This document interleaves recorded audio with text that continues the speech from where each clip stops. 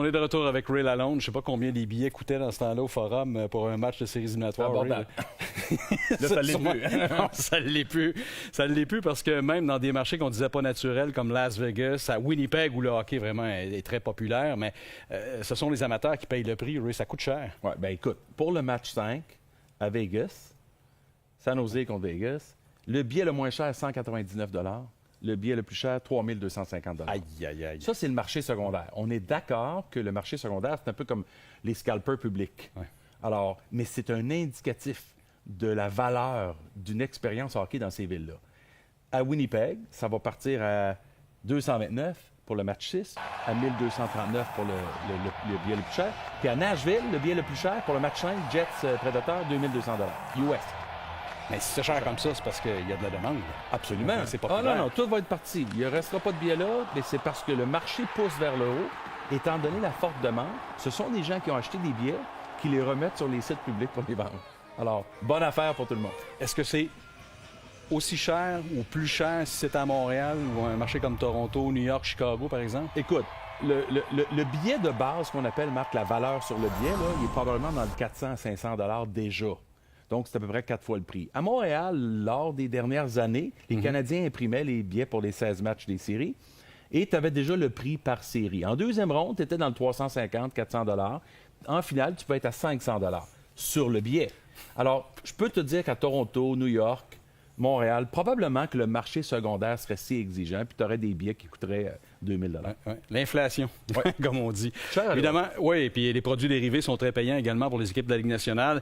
Est-ce qu'il faut s'étonner dans un premier temps de constater que le chandail le plus populaire, c'est un joueur des Maple Leafs, c'est Austin Matthews, alors qu'on ne retrouve pas dans le top 15 un joueur du Canadien présentement?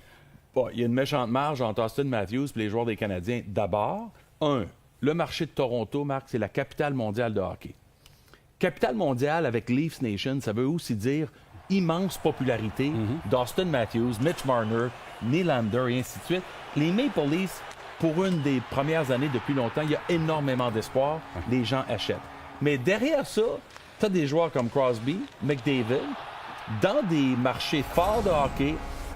McDavid n'a pas fait les séries, mais Edmonton demeure un marché passionné. Ouais. Tu as aussi Marc-André Fleury, Henrik Lundqvist. Fleury parce que c'est les Golden Knights, le succès inespéré des Golden Knights cette année. Marc-André est le joueur étoile, le leader de cette équipe-là. Et Lundqvist, ça demeure le marché de New York, où les Rangers demeurent populaires et lui, il est la star de l'équipe. Alors, Et autre source de revenus pour les formations de la Ligue nationale, on a trouvé des nouveaux emplacements publicitaires pour la saison prochaine. oui, ça va partir en début de saison prochaine. Marc, on l'a testé lors du match d'étoiles à Tampa. Puis on l'a testé aussi, je pense, c'était lors des matchs pré-saison en Chine. OK. Alors, on va rajouter des publicités dans les coins qui vont appartenir aux équipes de la Ligue pour les 45 matchs Donc ça, on va voir ça au Centre Bell. dès l'automne prochain. OK. Et en séries éliminatoires, la Ligue nationale va prendre possession de ces espaces-là pour leur vente à eux. Donc, on commence avec Canadien qui va gérer l'emplacement des 4 de plus. Tu en as 4 au centre. Ce sont les endroits les plus chers, les plus dispendieux, les plus payants. Puis on estime que tu vas avoir à peu près 20 à 25 minutes de jeu focusé sur ces publicités-là dans un match. Ça va rapporter, à mon avis, entre 5 et 10 millions de dollars par équipe, dépendant du marché et leur capacité de vente.